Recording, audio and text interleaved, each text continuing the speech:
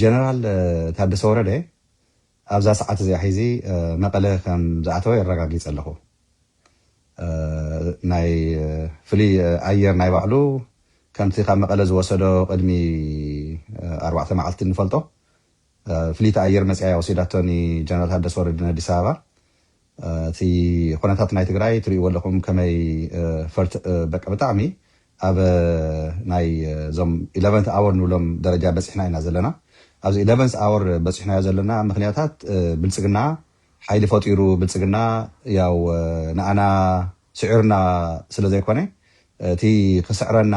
ተዋፊሩ ዝኒሄ ሓይሊ ግን ናይ ባዕልና ውሽጥና ዝኒሄ ምስቶም ጀነሳይድ ዝፈፀሙና ኣካላት ተሰሊፉ ንህዝቢ ትግራይ ከንበርክት ዝሰርሕ ዘሎ ኣብ ውሽጥና ተሰሲጉ ዘሎ እዩ ተውሽጥና ተሰሲጉ ዝኒሄ ብናይ ሽዋ ቅርሽን ካልእ ነገርን ጀነራል ታደሰ ወረደ ምስኒ ጀነራል ጻድቃን ከም ዘይፋተው ብሓደ ከም ዘይሰርሑ እናምሰሉ እናተዳፋፍኡና ከም ዝበቃ አንፃራት ኮይኖም ዓይነት ንመጦ ዝነበርና ሓደ ኣብ ማሕበራዊ ሚድያ ይኹን ኣብ ፖለቲካ ይኹን እውን ሓደ ነገራት ዝብሉና ዝነገሩና ዝፀንሑ እኒ ጀነራል ታደሰ ወረደ ምስኒ ጀነራል ጻድቃን ዋላ ፍልልይ እንተሃለዎም ምስኒ ጀነራል መንጋ ካልኦት ጀነራላት ምስቲ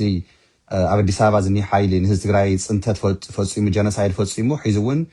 ከጥፈአና ሰራዊትና ከፍርስ ህዝብና ክብትን ዝሰርሕ ዘሎ ኣካል ጀነራል ታደሰ ወረደ እውን ንሃቶ ኣካል ከም ዝኾነ ኩሉ ህዝቢ ትግራይ ሰራዊት ትግራይ ህዝባዊ ወያነ ሓርነት ትግራይ ብግልፂ ይፈልጦ እዩ ብግልፂ ኣብዚ ግን እቲ ኣሸጋሪ ኮይኑ ዘሎ እንታይ እዩ ኣብ ትግራይ ዝኒሄ መሪሕነት ጥንክር ኢሉ ስጉምትታት ዝወሰዱ ስጉምቲ ብግዚኦም ዘይምውሳዶም ኣብ ውሽጥና ሒዚ እውን ተሰሲጎም ዝባዝሑ ዝብርትዑ ነገራት እናተሰርሑ እንዳሃለው እዚ እናፈለጡ እቶም ገልገሊኦም ሰራዊት መራሕቲ ይኹኑ ውድብ መራሕቲ ኣምሪሮም ይቃለሱ ኣምሪሮም ይገጥሙ ገልገሊኦም ካነይ ሕወሓት ትሰዓር ድያስ ትፅንሕ ድያ ሕወሓት ዝበሃል ላንጋ ዝገብሩ ገሊኦም ከዓ ብንፅር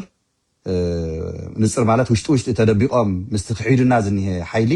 ተሰሊፎም ዝሰርሑ ዘለው ኣካላት ኣብቲ ውሽጢ እኒውና እዮም እዚ ኣነ ኩሉ ግዜ ደጋጊመ ዝብሎ እዩ ኣብ ሰራዊት ኣብ ፖሊስ ኣብቲ ማሕበረሰብ ተሰሲጎም ቃልሲ ናይ ትግራይ ሓተላ ክገብሩ ክሕንሸሽ ዝሰርሑ ዘለው ኣካላት እቲ ጀነሳይድ ናይ ትግራይ እውን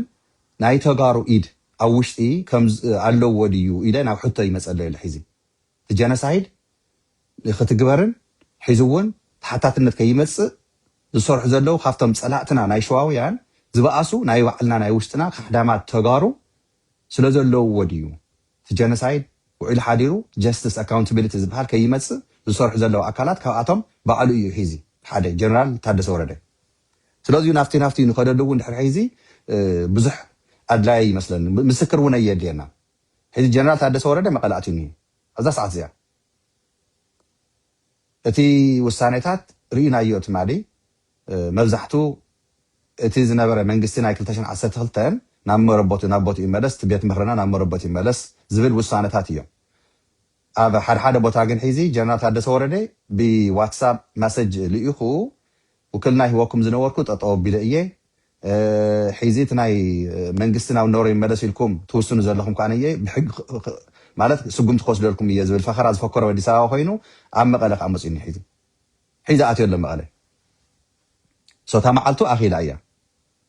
ዕለት 8 ኢና ዘለና እዛ ዕለት እዚኣ ወዲኡ ዕለት 30 ብትግራይ ኣሎ እቲ ናይ ሓደ ዓመት መቐፀልታ ሂብዎ ዝኒሄ ብልፅግና ሮሞ ፅባሕ ክጅምር እዩ ናይ ሓደ ዓመት ማለት እዩ እዚ ግን ንሕና ህዝባዊ ወያነ ሓርነት ትግራይ ሰራዊት ትግራይ ህዝቢ ትግራይ ኣብ ደገነ ውሽጢ ዘለና ርግእ ኢልና እንተሓሲብናዮ መፈንቅለ መንግስቲ ሕወሓት እዩ ዝግበር ዘሎ ሕወሓት ኣብዚ ነገር እዚ ኢዳ እትወትን ሕወሓት ናይ ውዕል ቪክቶርያ ፈራሚት ኮይና ኣብ ኣዲስ ኣበባ ዝኒሄ ብልፅግና ሮሞ ምስቲ ሕወሓት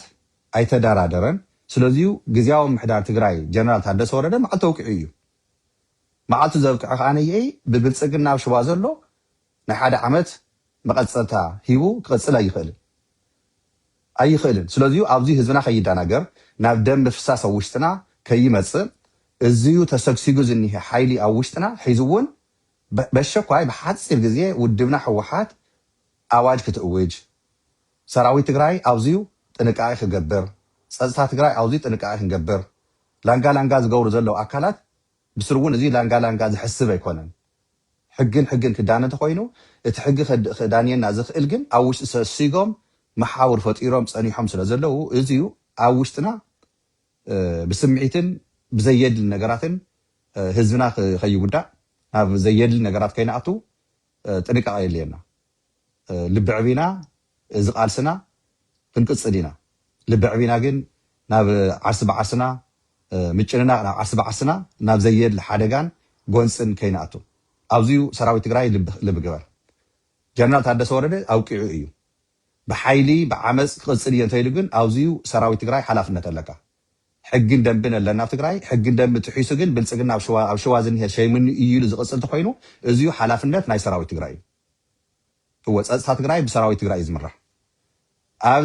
ሰላሕታዊ ጀነሳይድ ስለ ዘለና ሰራዊት ትግራይ ኣብዚዩ ብትክክለኛ ስጉምቲ እርምጃ ንክትወስድ ሓላፍነት ክትወስድ ናይ ፀጥታ ትግራይ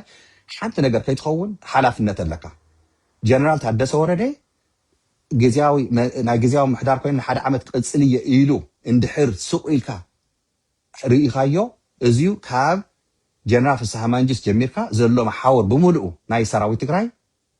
ድኽመትን ውድቀትን ንህዝቢ ትግራይ ናይ መጨረሻ ፅንተትን እዩ ክኸውን ምክንያቱ ሕግን ደንብን ትሒዝካ ብልፅግና ሸይምኒ ኢሉ ታደሰ ወረደ ስልጣን ክቅፅል እየ እንተኢሉ ብሕጊ እውን ክጥየቕ ኣለዎ بتوم 447 جنسايدرات مسجيتاتشون صادقانن حاويسو زسددهم እንደገና ሐይዚ መፈንቀለ መንግስት ሕወሓት ገይሩ ብናይ ሽዋ ሓይሊ ትግራይ ኣነ ገዊጠ ክሕዛእየ ኢሉ እንድሕር ክቅፅል ኮይኑ እዚዩ ናይ ሕወሓት ፀገም ክኾነ ይኽእል እዩ ናይ ህዝቢ ትግራይ ፀገም ክኾነ ይኽእል እዩ እዚዩ ናይ ሰራዊት ትግራይ ፀገም እዩ ክኸውን ስለዚ ሰራዊት ትግራይ ኣብዚዩ ሓላፍነት ኣለካ ሰራዊት ትግራይ ኣብዚዩ ስራሕካ ክሰርሕ ኣለካ እዚ ነገር እዚ ጠጠው ክብል ኣለዎ ሰራዊት ትግራይ ከኣን እዚዩ ሓላፍነት ኣለካ ጠጠው ንኽብል ፅባሕ ግዝያዊ ምሕዳር ትግራይ እየ ኢሉ ቅፅል ጀነራል ታደሰ ወረደ እትፈቅዱ ኣመራርሓ ሰራዊት ትግራይ እትፈቅድ ሰራዊት ትግራይ ፅባሕ ንግሆ ናይ ህዝቢ ትግራይ ዝመፁ ኣብ ውሽጥና ፀገማትን ሳዕቤናትን ፌይልየር ናይቲ ኣመራርሓ ሰራዊት ትግራይ ኢና ክንብሎ ኣነ ብናተይ ርእይቶ ዝህብ ዘለኹ ስለዚዩ ብቅልፅምካ ብሓይልካ ብገለገለ ዝበሃል ነገር ንፀላኢ እዩ ኣብ ውሽጥካ ግን ናይ ፀላኢ ልኡኻት ኮይኖም ሰሲጎም መፂኦም ናይ ሸዋውያን ልኡኻት ንህዝቢ ትግራይ ከዳናገሩ ንህዝቢ ትግራይ ዓርሲ በዓርስና ከዋግኡ ናብ መቐለ ተቐቢልካ ኣብ መቐለ ድልየቶም ክገብሩ እንድሕር ስቑ ኢልካ ትርኢ ኮይንካ ኣመራርሓ ሰራዊት ትግራይ ናይ ባዕልካ ፀገም ውሽጢ እውን ኣሎ እዩ ማለት እዩ እቲ ሰራዊት ኣመራርሓ ንባዕሉ እውን ኣብቲ መሪሕነት ፀገም እኒሄ ማለት እዩ ስለዚ እዚ ፀገም እዚ ከዓ ንህዝብና ናብ ሓደጋ ዘእቱ እዩ እዚ ክዕረ ኣለዎ ሒዚ በሸኳይ ክዕረ ኣለዎ ስለዚ ኣነ ሓደራ ዝብል ኣነ ክብረለኒ ሰራዊት ትግራይ መራሕትና ጀነራላት ትግራይ ኮሎኔላት ካሊእ እውን በብደረጃኹም ኣብዚ ዘለኹም ኣካላት ሓደራ ህዝቢ ትግራይ ይኣኽሎ ስቃይ መከራ ህዝቢ ትግራይ ብሸዋውያን ተጨፍጪፉ 8 ግዜ ጀነሳይድ ተፈፂሙዎ እዩ 8 ግዜ ጀነሳይድ ብሸዋውያን ልኡኻት ዝተፈፀሞ ዝኽሓዱና ተጋሩ ሒዚ ከዓን ኣብ ኣዲስ ኣበባ ቀኒዮም መፂኦም ኣብ መቐለ ስሩ ሰዲዶም ናይ ሸዋ ልኡኻት ኮይኖም ንህዝቢ ትግራይ ከፍርሱ ንህዝቢ ትግራይ ከንበርክኹ ዝሰርሑ ዘለዉ ኣካላት ሒዚ ስቕ ኢልካ እንተሪኢኻ እቲ ፀገም ናይ ህዝቢ ትግራይ ኣይኮነን ህዝቢ ትግራይ ግን ዝኣመኖ ዘኽበሮ ውድብ ሕወሓት መራሕቲ ሰራዊት ትግራይ ኣብዛ ሰዓት እዚኣ ናይ ሃትኩም ውሳነ ብጣዕሚ ኣድላይት እያ ስቕ ኢልኩም እተሓሊፍኩም ሞ እዚ ነገር እዚ ጠጠው እንድሕር ዘየቢልኩም ሞ እቲ ሓደጋ ነቲ ህዝብና ኣብ ሓደጋ ተእትውዎ ዘለኹም ንስኻትኩም ኢልኩም ጀነራል ታደሰ ወረደ ካብ ፅባሕ ሓሙስ ጀሚሩ ስልጣን ኣውቂዑ እዩ ለማዓንቲ ይውድእ ኣሎ ፅባሕ ምስ ተሳእኹም ፅባሕ ምስ ተስዐ ስልጣን ኣውቂዑ ኣሎ ስልጣንን ይሄን ኢሉ ቅፅል ተኮይኑ ግን ብሕጊ ንክጥየቕ ሰራዊት ትግራይ ኣውዝዩ ብትሕገ ደንቢ ዝምልከተካ ስጉምቲ ንክትወስድ ክንላበካ እንደለ ዳያስፖራ ትግራይ ናይ ብልፅግና ልኡኽ ኮይኑ ጀነራል ታደሰ ወረደ ኣብ መቐለ መፅኡ ሒዚ ዓመፅ ከካይድ ህዝቢ ትግራይ ከፍርስ እንድሕር ኮይኑ እቲ ሓይሊ ፈጢሩ ጀነራል ታደሰ ወረደ ልኡኽ ናይ ሸዋ ኮይኑ ዘይኮነስ እቲ ፀገም ናይ መሪሕነት ውሳኔታት ኣብ ተግባር ንክትግበር ዘይምውሳን ፀገም እዩ ክኸውን ንሰራዊትና ንህዝቢ ትግራይ ንኩሉ ኣካል ኣብ መትከሉ ዘሎ ኣብ መኸተ ሓይሊ ዝኒሄ ንኸፍርስ ናይ ሸዋ ልእኽቶ ሒዙ መፅዮ ዶ ጀነራል ታደሰ ወረደ ኣትዩ ኒሄ መቐለ ሒዙ ንለኩመልና እዚ ልእኽቶ ናይ ሸዋ ሒዙ መፅኡ ኒሄ ጀነራል ታደሰ ወረደ ንህዝቢ ትግራይ ክብትን ንሰራዊት ትግራይ ከፍርስ ስቑኢልኩም እንድሕር ትርእይዎ ኮይንኩም እቲ ኩናት ንምንታይ ኢና ኣቲናዮ ዝተቃለስናዮ ቃልሲ ንምንታይ እዩ ነይሩ ንገሩና እስቲ ዳያስፖራ ትግራይ ንሕና ኮ ስራሕና ንባዕሉ ናተጓተተ ክንደይ ስቃይ መከራ ኮይና ርኢና ግን እቲ ህዝብና ኣብቲ ባይታ ሞይቱ ኣብ ደገ እውን ኮ ሞይቶምና እዮም ኣይኮነን ተጋሩ ሞይቶምና ኮ መስዋዕቲ ኮ ንሕና እውን በብመዓልቱ በብሰዓቱ ኮይና እናኸፈልና መፂና ሕዚ እውን ኮ ዋጋ ንኸፍል ዘለና ንምንታይ ድዩ ኣብ ምቹው ዓለም ኮይና ኮ ንሕና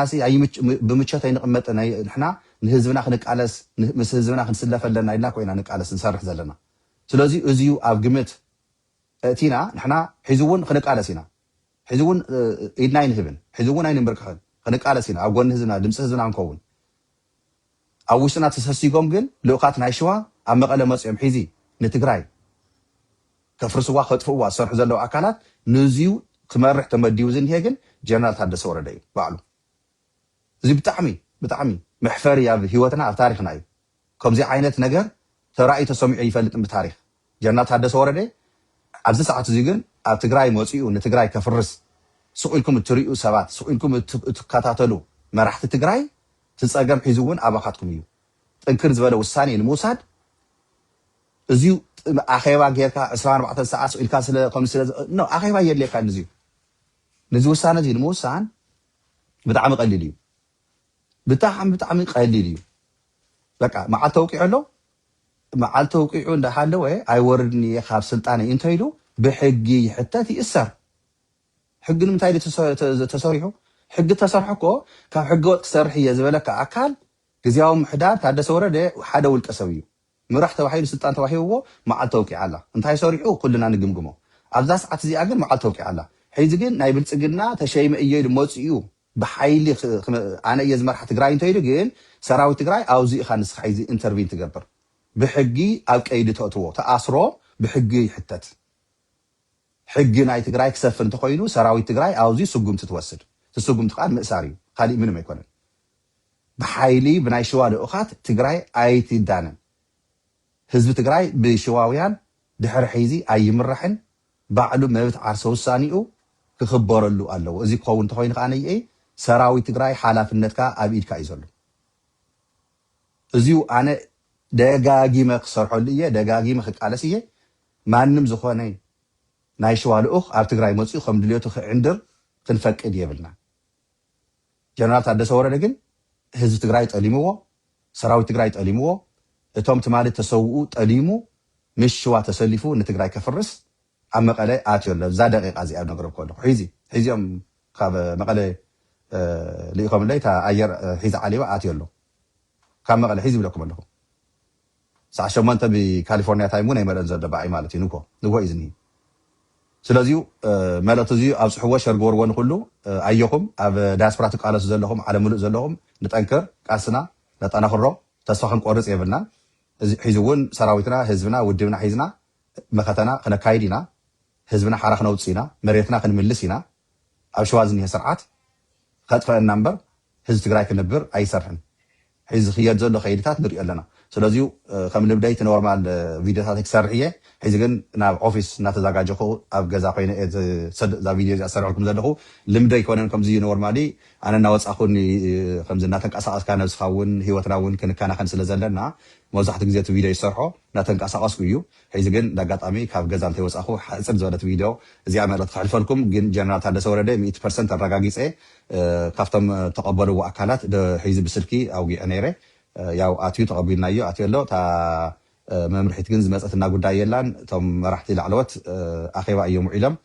እንታይ እዮም ክውስኑ ፅባሕ ክንፈልጥ ንኸውን ኢና ኢሉ እዩ ካብቶም ተቐበልዎ ናይቲ ግዝያዊ ምሕዳር ኮይኑ ለማዓት ተብቅዕ ዘላ ዕድሚ እዩ